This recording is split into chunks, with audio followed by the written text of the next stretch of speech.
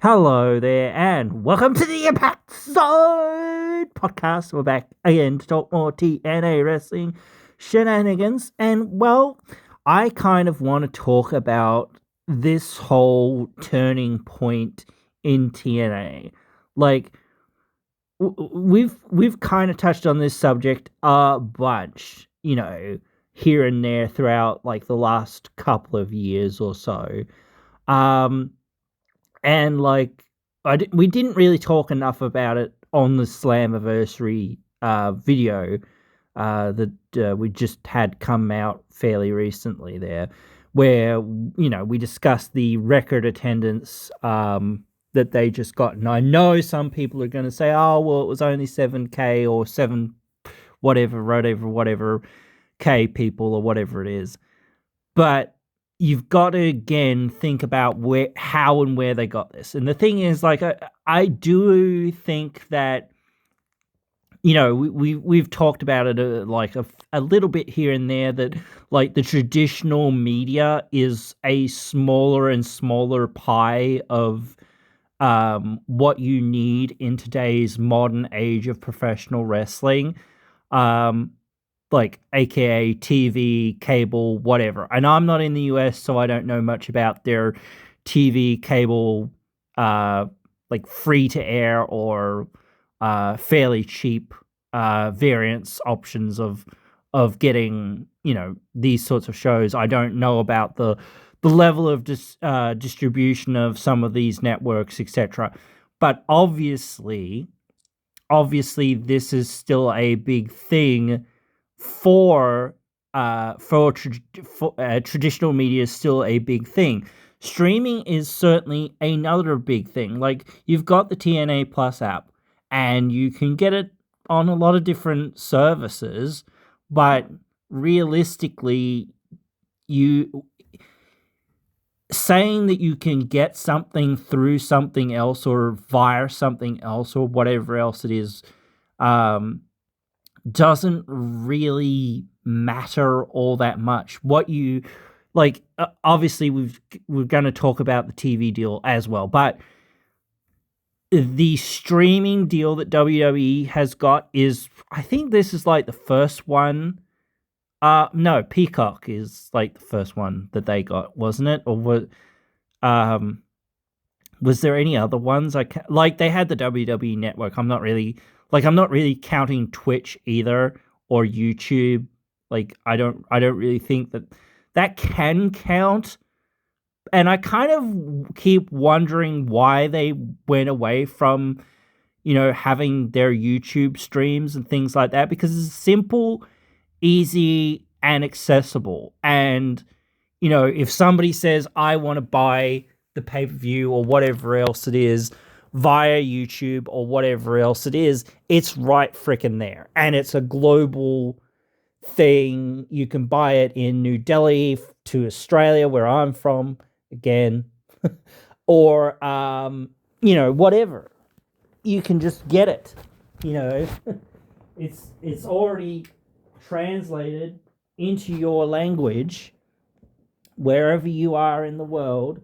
So, well, I assume it is.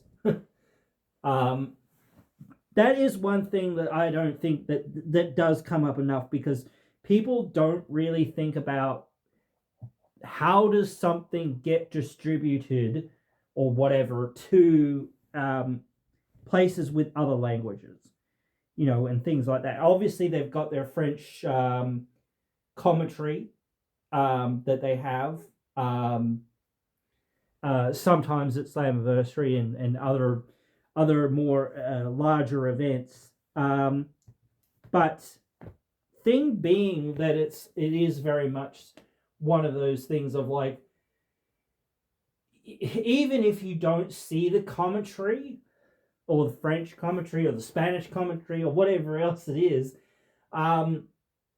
you need to have your broadcasting every single week.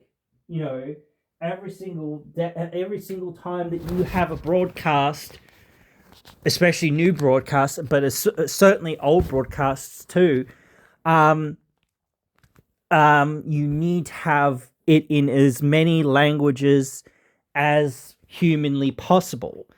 So the fact that they got recently a South American streaming deal, oh, not a streaming deal, TV deal, or South and Central America streaming deal, and they like last year, I think it was, they got that Canadian TV deal. Like, so you need those things in the languages that are, and I assume they are. So I'm assuming that they have a Spanish / Portuguese, commentary or whatever else it is. I don't know. So, but those are you need to cover as many of the major languages as physically possible. Obviously, English is covered, French is covered to some extent. Hope Spanish and Portuguese. So that would be a huge amount, like, of languages. Like, there's obviously a lot of, Mandarin languages and whatnot, and other Asian languages, and obviously African languages and things like this. But again, again, anything that you get, I don't know. Obviously, I don't feel like they can get Netflix, but anything, any type of streaming deal, any way that this thing that you're going to be on can be accessed by as many people. And obviously the TNA Plus app can be accessed by anyone anywhere in the world, but it's not a huge app. Not like Netflix, or even when the WWE app was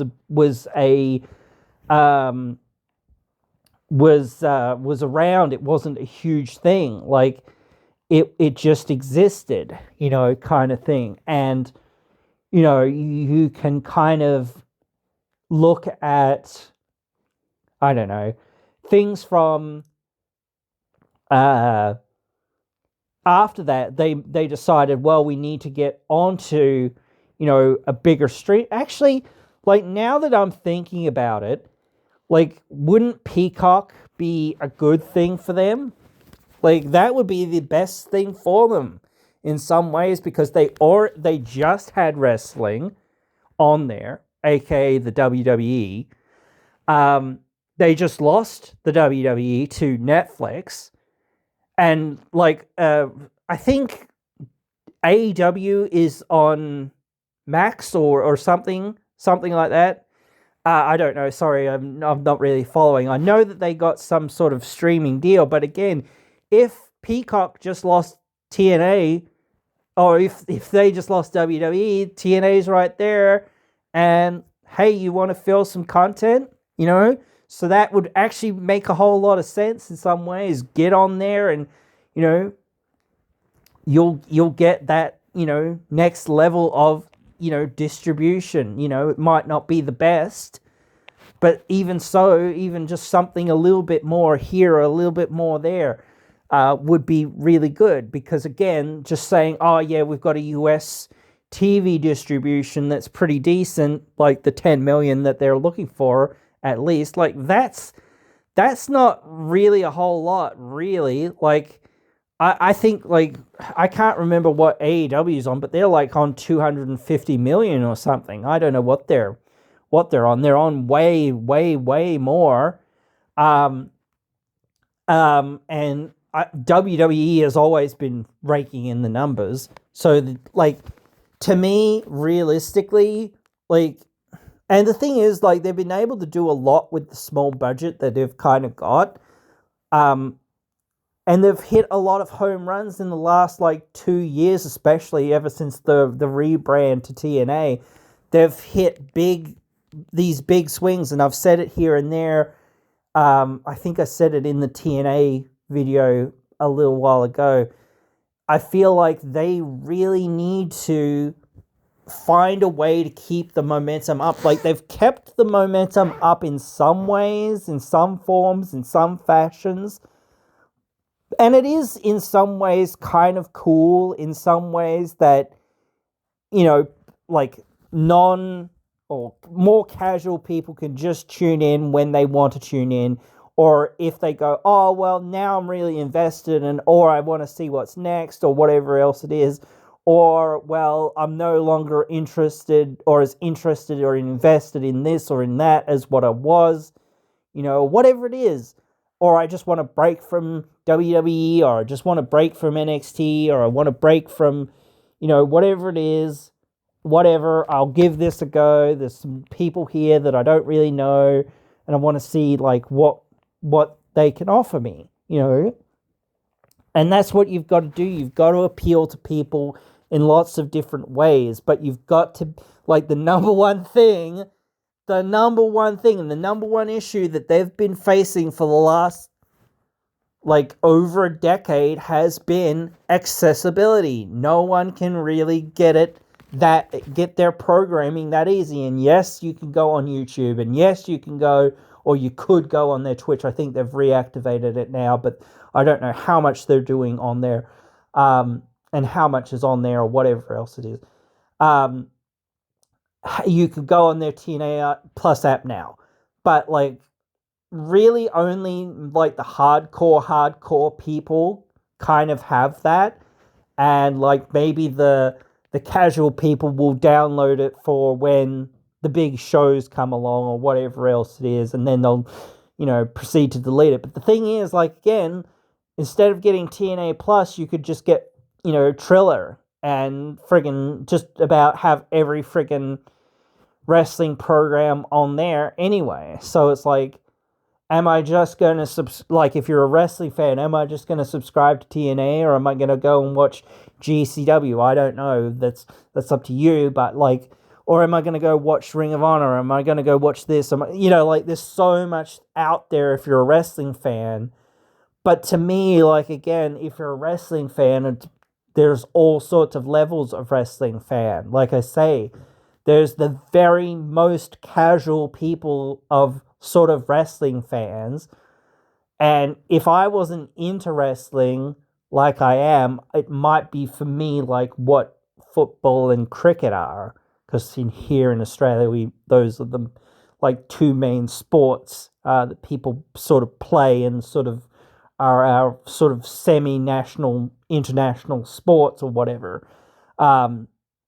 So for me, like, I do enjoy them, and I do enjoy playing them, but I don't mind watching them, but I don't love watching them. If they're on the TV, I will watch them and I will enjoy it, but it's like, I don't really often go out of my way to watch them, because I don't, like, even though, like, when Australia's playing England or India or the West Indies, or whatever it is, it's like, oh yeah, cool, see our boys go off and, bowl India out, or whatever it is, or try to bowl India out, or whatever it is.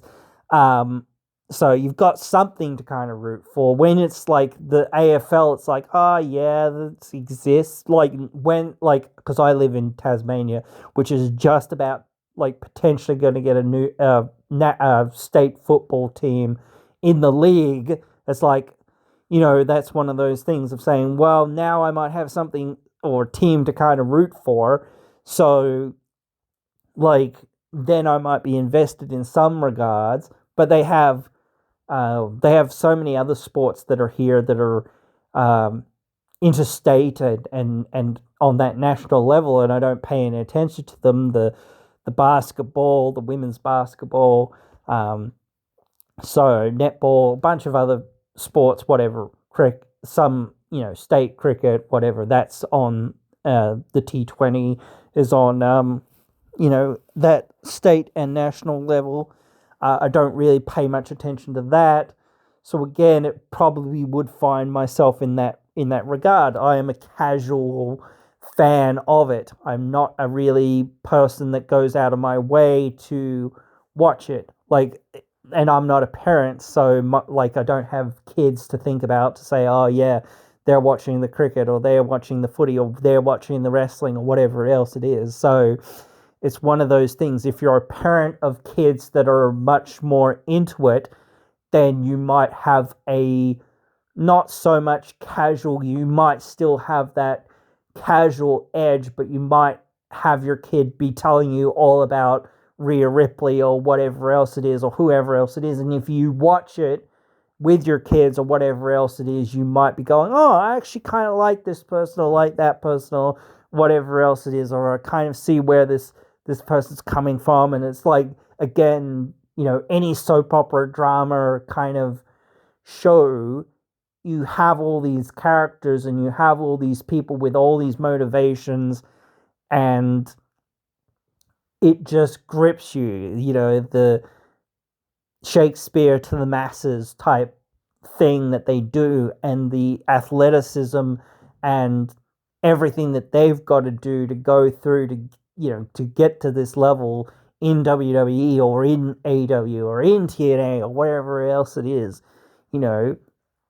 That's a huge deal. But again, like, you look at where TNA is at, and I do think, like I've said this before, if they become on par, consistently on par with like being a strong number 2 contender, like that might really help the industry out. I think it would really help the industry out, because then there's, two like number 2 promotions that you can go to. Obviously, WWE is always going to be number 1 and whatnot, but you have 2 places that you can go. You can go to AEW or you can go to TNA.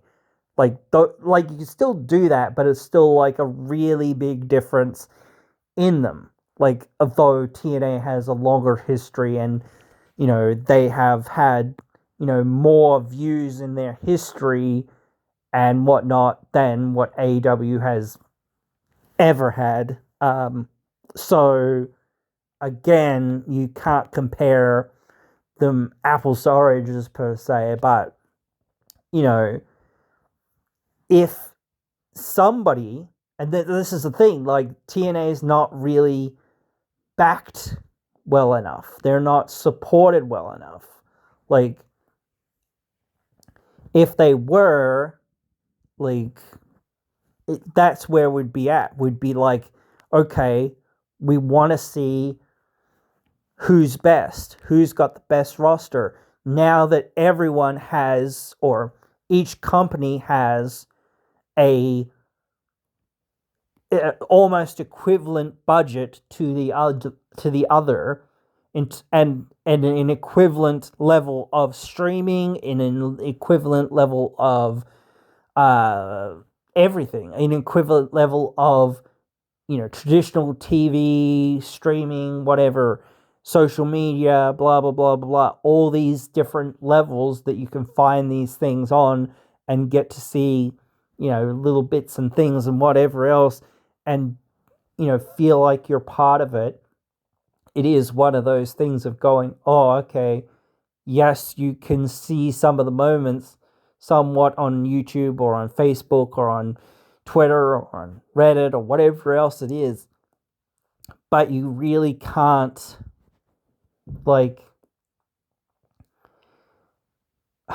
you really can't get that same grasp that you kind of have without, or that same reach without that. And I think, again, if TNA was to get onto that level, be in the same conversation, or even if it's back and forth, like I've said this before, it would be better for everyone, because then you've got this almost, not Monday Night Wars, but you've got you've got the competition in the industry, a lot more competition in the industry again.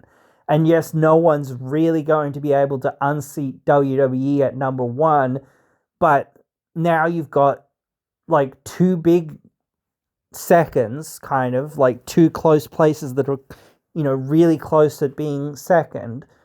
And you've got the big dog, WWE. So now you've got all these companies that are competing for that, for that audience. And yes, most people are still going to go to WWE, but those people that don't have a huge, like 2 other places that they can really tap into. Not just, oh, well, there's AEW, and then there's kind of TNA, and then there's kind of New Japan, and NWA, and GCW, and MLW, and AAA, kind of, now that WWE's bought them, not really, but you've got CMML, you've got all these indie level kind of promotions. So you don't have, besides, what was the Evolve, was it? The UK one? I think that was it. Besides AEW, I don't really count Ring of Honor now, because it's bought by AEW. So you've got AEW, you've got WWE, and TNA. Those are the ones that have weekly, episodic TV programs, proper TV programs, where, match progressions happen, story beat progressions happen, etc., etc., etc., etc., da. So, seeing that this is what we've got, this is where we're going, this is why we're going, with wrestlers that have, even if you're a new person coming in, you might see somebody and go, who the is this? That's what happens with me. Sometimes, especially with some of these NXT people, especially earlier on, it was like, who the is this person? Or, when an indie person comes in, it's like, who the heck is this person? But if they make a big enough impact, or if they can showcase their character, or if they can show me something in those few minutes of their entrance, then I might be like, okay, this person's got some chops, they've got a bit of charisma, they're working with the audience or whatever else it is. They're trying to soak in their moments sometimes as well, but sometimes that's good, because it's you can see that the character or the realness is still kind of there, and you can still kind of see that they're like, oh, I didn't expect such a reaction from the audience, because some people do know who some of these people are or whatever. I tend not to. I know some of the more major people, but if somebody can show me something when they come out, then I might be like, oh, this person might have something, and if they can show me something in a match, I might be even more like, oh yeah, well, this person, they've got something. Same with a promotion. TNA has been, doing these big shows Hard to Kill 2024. That was a big show. They've done several big shows. The last one was the biggest thus far. So every single show has been building. So, and interest has been peaking. So it's one of those things, again, this is what we need to keep trying to do. We need to try to keep people interested in what we've got. Not just, oh, check it out. Yeah, that's cool when people do check it out for that night or whatever it is.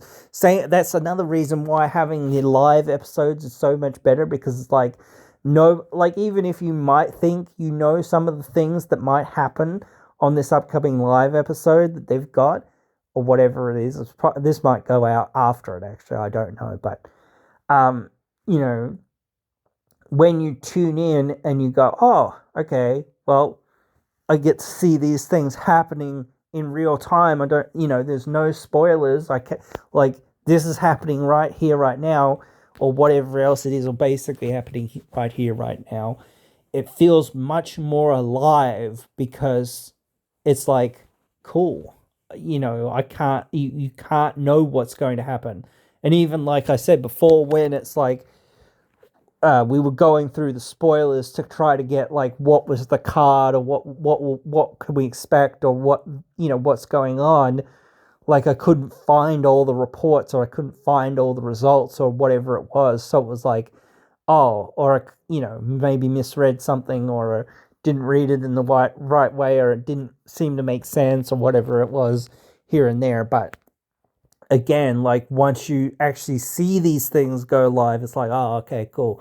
Now you sort of, and then you sort of rationalize it to think like, oh yeah, this, it doesn't make 100% sense, but the thing about this is, it's like, well, this is what you need to do, because when you've got a baby face, what do you need to do with that baby face? You need to make that baby face loved.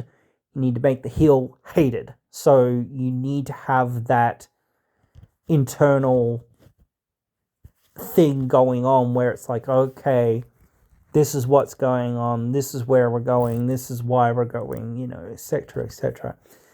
You know, I start to think about like the divisions in of themselves, but the like the thing, what can we get that is within that would tell you or foretell for you that, you know, this is a worthwhile investment? I don't think that there is. You know what I mean? Like, if you say, well, what's next? What's the next big thing for, I don't know, for the Hardys?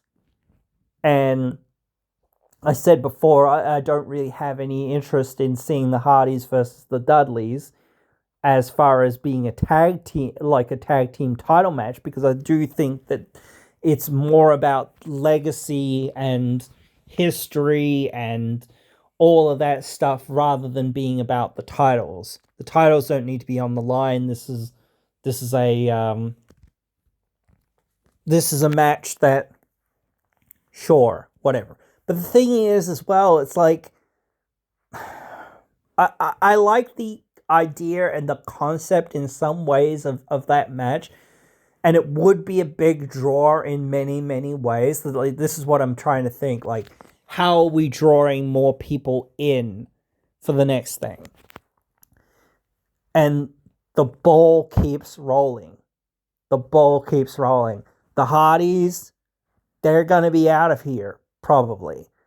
The Dudleys, this is probably like a one-off thing for them, probably.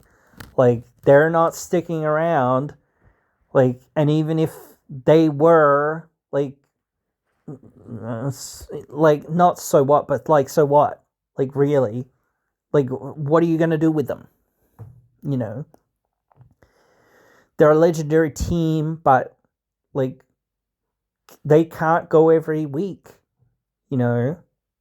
So, bringing them in just to say, let's do something big, cool, but when you say we've devoted this time and this space and whatever else to you guys, that means you haven't devoted time and space to somebody else, you know? And you need to showcase your new crop of talent. You need to get your new crop of talent over, and you need to get them to be like, well, what happens when the Hardys and the Dudleys leave just after this, or whatever it is? Yes, we've got the Rascals, and they're fairly well established, or whatever else it is.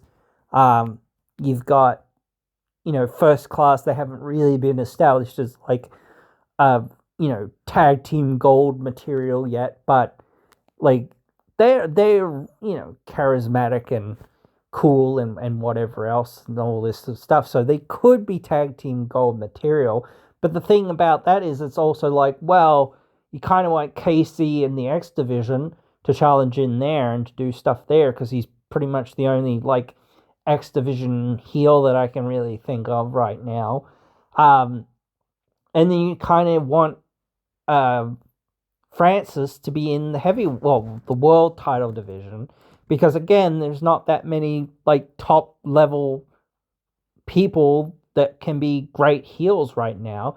And the same with Nick Nemeth. It's like, it'd be great if he was like a singles wrestler and being a heel right now, because, again, that heel roster needs a lot more people at the top. So, but the same thing is true for the tag teams. It's like, you need to have compelling tag teams and compelling singles guys. So it's always a struggle between, like, how are we going to have enough tag teams? How are we going to have enough singles guys? All that sort of stuff. But that's not really, like, selling for things like the Hardys and the Dudleys will sell in some ways, but again, once that does sell, it's like, well, where do we go from there? Because now the Hardys are gone, now the Dudleys are gone, or whatever else it is, and now we haven't had somebody, that we've got on our roster and is going to stay on our roster at least for another year or whatever else it is, be put over by those stars of, the past effectively, so that they can continue on here and continue to do stuff here and continue to draw crowds for us while they're gone into the future, so that we can put somebody else over, and so we can put somebody else over, and da da da da da da da da. It's a never-ending process of trying to put other people and other teams and other things over so that you can continue to run your business.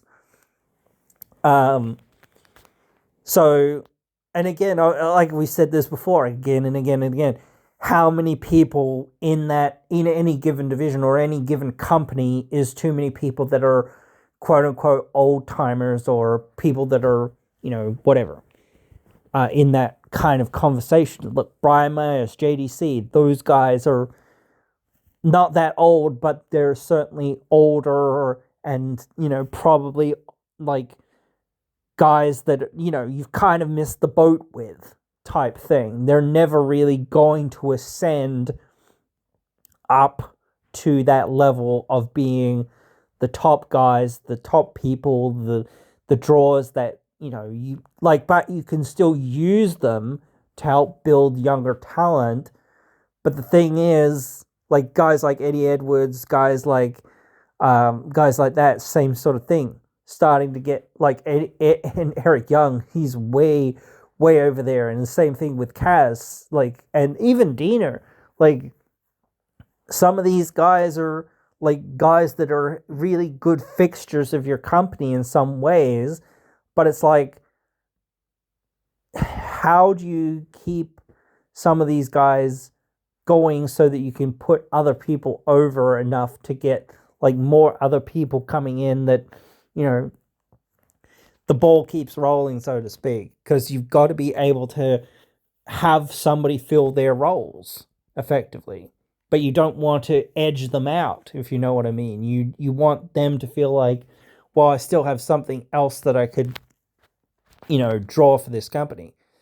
That's where I'm like, with the world title picture, it's like really murky right now. It's like, well, what are you gonna do? Because there's like no really great challengers to that title, I don't feel. And it's sort of like, feels like you're what are you gonna do for the next 2 or 3 months until Bound for Glory? Like, you've got to have something really big for Bound for Glory. Like, you can sort of find more mediocre things. Like, they often do that in the in-between months. But it's like, you still need to have something decent and something that people will, somewhat want to see at some of these, like, smaller shows, whatever else it is. Emergence of Victory Road. Like, again, like, and even if you say, oh, well, how much is the demand for some of these shows? I don't know. For so far as like they've sold out most of their seats for both of those events. So if you say, oh, well, they've sold out most of the seats, is there any more seats that we can add? No. Nope. So we need to move venues then. We need a bigger venue than this because, now we've, I don't know how they can work that out by saying, are we going to refund people, or how are we going to transfer tickets, or whatever else it is. But, yeah, that's the thing of like having these smaller events and saying, well, now people are much more invested and people are much more interested and people are much more, feeling willing to come to these shows, whatever it is, and fork out the money to come and see it, or whatever else it is. It's like, well, yeah, but still, it's very much like, how do you do that? It's not just saying, oh, well, we've suddenly got another 1,000 or another 2,000 or whatever else it is, people that want to come and see the show, it's saying, well, how do we, because I don't know how they actually book these arenas in advance or whatever. I'm assuming you book them in advance. I'm assuming you have to pay for them or at least in some ways in advance, or whatnot, or you have to put some sort of deposit or something there to say, hey, we're going to use it on this night at this time or whatever else it is. And the goal and whatnot in that is to sell however many tickets to cover the costs of the arena, cover the costs of the advertising, cover the costs of everything that goes into it. So, like, that is where the goal is lying. You like before, when Carlos Silva said that the company is not profitable, it's like, dude, that's like not good. Like, but it's really hard to gauge what, like, they're not running at a huge deficit thus right now. So that's got to be looked at as a positive, so you've got to look at, like, if somebody says, hey, we're going to give you 300 million or whatever it is, I don't know. You don't say, oh, no, we're not going to take that. You say, yes, we're going to take that. Like, you jump for joy and say, yes, we're like, if they bump up the deal like 300 times or whatever it is, it's like, yeah, we're taking that. We're not saying no to that. Like, you're not going to sit there and complain and say, oh, no, we're not going to take that. You're going to say, yes, sir, we're going to take that. Thank you, sir.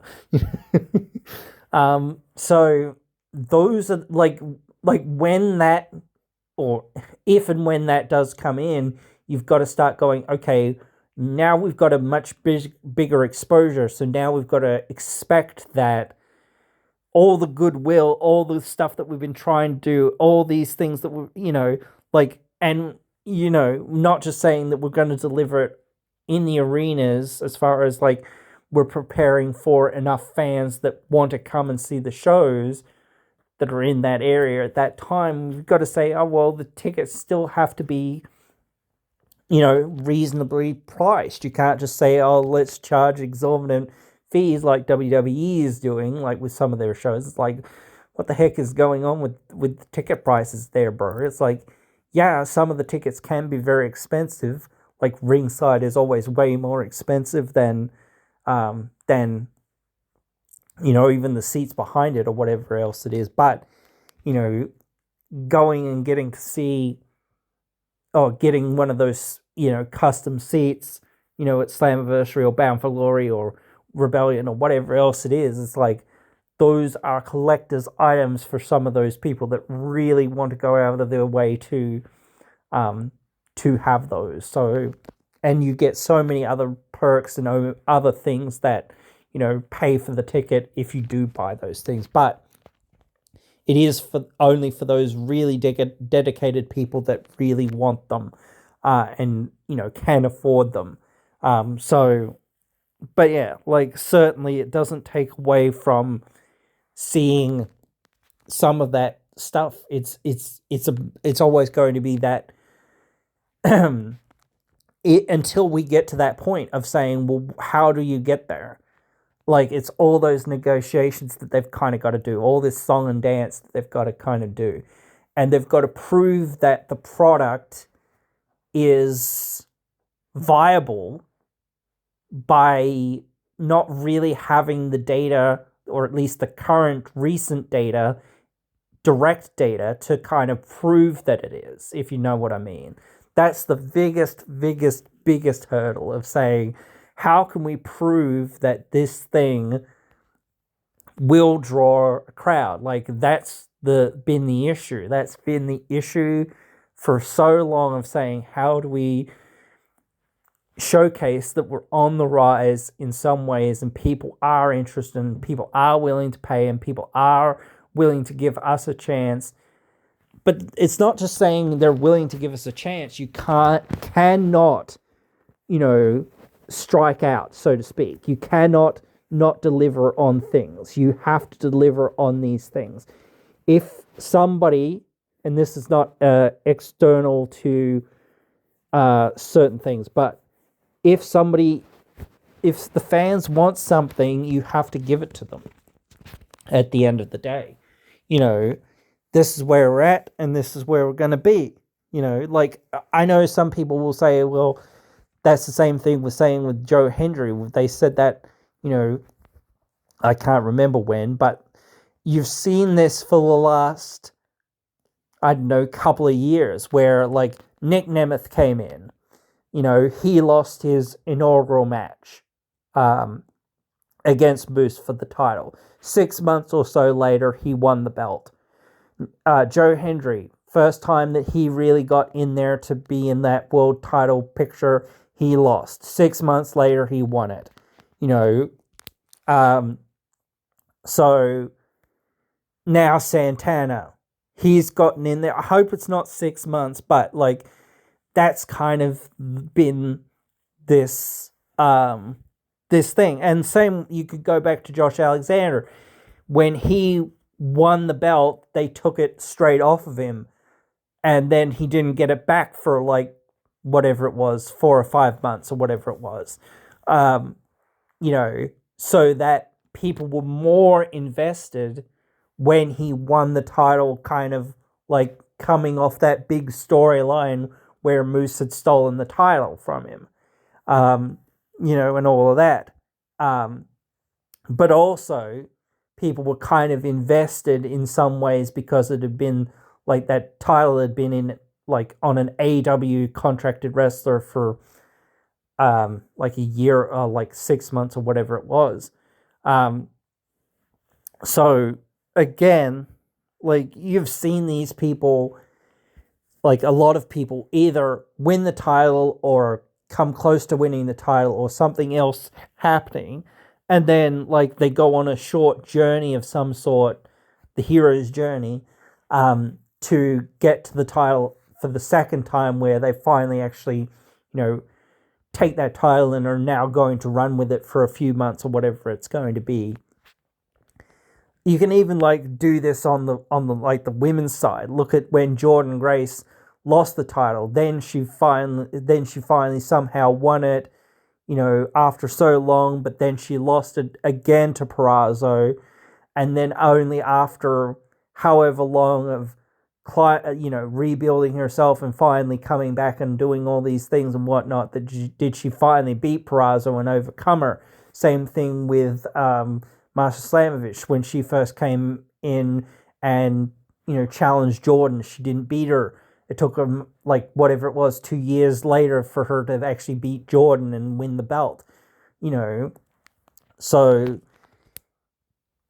some of that like took too long, and some of that isn't like the way that some of it should have been done or whatever else it is. And like again, it does, like, even though there's a lot of women in the roster, in some ways it's like the women that are there are not the women that they need or whatever, because it always like, but right now, since JC Jane is the Knockouts champion, it's like, well, you have that heel for all these baby faces. You've got all these baby faces ready to go to challenge for that belt. So it's better to like having, the fact that the most of the roster there is babyface. Like there are some heels, but they're few and far between in many ways. But it's one of those things of saying, again, you've got all these people ready to go that, can potentially take that title back and get it back and whatnot. So, yeah. I do feel like that process will continue, like, beyond this road. Like, obviously, I feel like Trick will lose his probably before JC, but then again, maybe not. I don't know. You could see them lose them at the same time, that sort of thing. I don't think I like it's going to be really tough for a TNA person to win a WWE title and not have it be like, well, that's kind of like it needs to be a heel or you need to heal that up kind of thing to get that to work. And you like, you're going to be heel in WWE and face in TNA. That'd be interesting. I think we've talked about that before, but I think the only place or the only way that you can show that TNA can draw or can be on the same level of network as what NXT is or whatever else, or as what AEW is or whatever else it is, or even Raw and SmackDown like is on the same level. I'm not saying on the same network. I'm saying on the same level. Is or on the same level of streaming service, you know, is by looking at these metrics that they have brought in when the like TNA superstars, TNA wrestlers have been on these shows, have been in the WWE, events, have done their social media numbers, have done this and that, so the partnership has continued in some ways to benefit TNA, and like WWE is trying to help them. And I think like WWE so profitable, give TNA like a couple of $1 million and say, here, like this is what we would spend, or this is what we spent on NXT to get it like off the ground and going for like a year. Just give them some money. Here's some money. Literally like they did with ECW. Like whether they just like, here's a lump sum to, $20 million, whatever it is, or whatever. That's probably chump change in some ways, but here's a big lump sum, or here's, so many $1 million every month. We can invest this in you because we're making ridiculous profits, and we just want you guys to, strengthen yourselves and like we're going to get lots out of this. So, it's going to have things happen for, the audience that wants it, eventually, I think. But I do feel like people have to demand it, and we have to be louder now than ever. We have to keep pushing that button of saying, hey, no, we're not going away. People do want this product. They do want something else. Not to say that they don't want something else, like AEW, or they don't want WWE, or they don't want GCW, or they don't want this. No, it's just saying this is what we want. This is what we need. We need more, and the wrestling industry needs more, and the wrestlers need more, and yeah, just overall more is required. So it's like, something is always on the on the table, and it's like hard because it's like if they get into that position, in some ways it's like, are you going to get comfortable and like, oh yeah, we're going to keep trading back and forth between us and AEW, being like, are we better, how, like, or whatever, we're in that good position, that's good. But the thing is, like, you should be looking at saying, how do we leave AEW in the dust, and then how do we go up to face WWE? How do we be like the next contender to like the real contender to WWE, not just we're here and we're going to make deals with you or whatever else it is, So I think that's where we are to us, like the the head honchos, they might not care, but the fans, like they don't want just WWE monopolizing.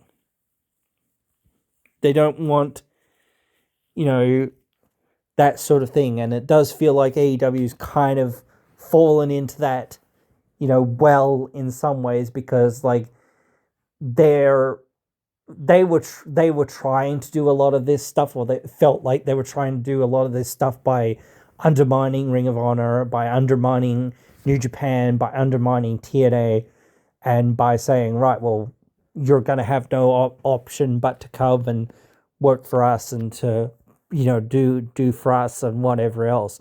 So, no, I don't know, but still, it's one of those things that, we are where we are, and we are what we are, and we will what we will, whatever. But we've got to keep like that going. That's why like these crossovers are so important with the TNA wrestlers. It's like, it's unprecedented in many ways. Like, it's not really like that big for us to get like NXT wrestlers. Like, even like the biggest, baddest, craziest NXT, wrestlers coming to TNA is just like little blips on the radar, really. It's cool little things sometimes or whatever else it is, but realistically it's like, yeah, well, so what type thing. Having our guys, because that's not gonna, like, it doesn't really boost us, you know what I mean, that much. To have somebody, even if it's a real somebody from NXT on our show, it boosts us more when we can say, hey, look, our TNA guy went over to NXT and like they were a big needle mover.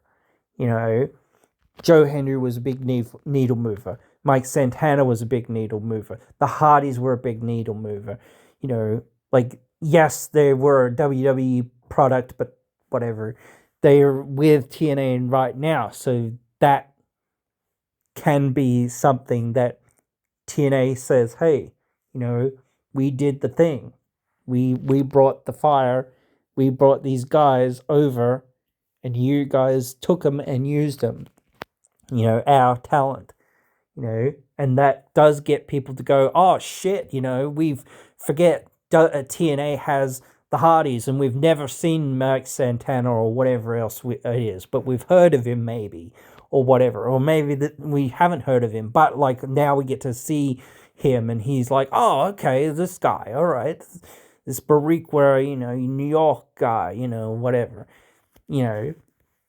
and maybe you've heard of Joe Hendry, or maybe you've heard of Masha Slavovich, or maybe you've heard of some of the TNA talent that are coming over there and whatnot. Maybe you haven't. Again, it's exposing them to that, even though it's a niche audience in comparison to, the general WWE audience or whatever else it is. You see Joe Hendry at the Royal Rumble, you see Joe Hendry at WrestleMania, these big things, So you've got those things to go for. You've got those things to say, hey, it was going to be a big moment at WrestleMania, no matter who was in that position. Maybe, like, depends who it was at the Rumble. That would have been a big, like, probably not that big of a slot, but, like, it's like, holy shit, here's Joe Hendry after having had Mickie James and Jordynne Grace, in the Women's Rumble. Here's finally the men's champ coming in and whatnot. So you've got those guys who are like on the cusp of like crossing over and giving TNA something else and saying, hey, we can show that we have had all these things building up, So they've got that data, and like that data is out there and whatnot. So hopefully I'm going to cross my fingers, keep crossing our fingers, but we've got to keep working. Even if we don't always like some of the things, we've got to keep pushing for the things that will get us to the promised land. And like the thing is, like, despite me disagreeing with like having an NXT person as being our champ, it's like, well, thing is, that's great heel energy. That's great heel work. That's great storytelling, etc. Realistically, you know, it's a great idea because it allows TNA to be the heroes in the WWE narrative as well, like in some regards, you know. So that's kind of the picture you're painting. You're not trying to paint. That's why not too many heel TNA wrestlers have kind of gone over. And when heel TNA wrestlers have gone over, like the System, they do babyface things. Like they help out the baby faces.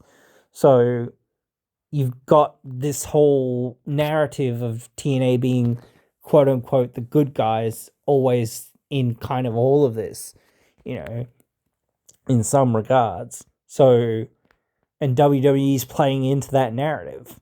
It's like they're only really sending, like, especially now, like they're only really sending their heels or really utilizing, you know, anything that relies within the TNA stuff to be like somebody fighting for TNA or, you know, like, I don't really get the Undertaker thing, but whatever. I don't know, think that that's going anywhere or whatever else is. But yeah, like trying to defend it in some ways or some forms or some fashions. Like it'd be fun to have ex TNA guys there, like Shelley, Sabin, whoever else, whatever, Rude. You know, like I know he's there, Abyss is there. He hasn't really been on TV much. But you know, like some of those guys being like, you know, calling him out, and things like that or whatever. So, but yeah. So yeah, I am still thinking about this and I still want to talk about it. We need to keep bringing it up. We need to keep thinking about this. We need to keep it in our minds because it's not going to go away, you know, and we've got to keep the ball rolling, guys. So yeah, I know you guys get it, and I hope you guys can help. We can all help out TNA getting to the next level. I know that WWE and whatnot are going to have a big impact, but like the fans have got to have their voice out there, and we've got to tell, hey, come on, give it to us, give it to us. You know, like that's what we want. We want like the heyday of professional wrestling again, where it's like, or even the heyday of TNA again, kind of thing. It's like, let's, you know, like if we get that, you know, again, where it's like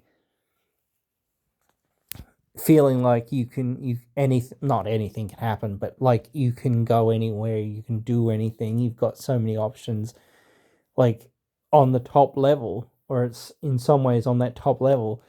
Actually, what the wrestling kind of industry kind of needs is even more competition, like another big promotion or two or three or four.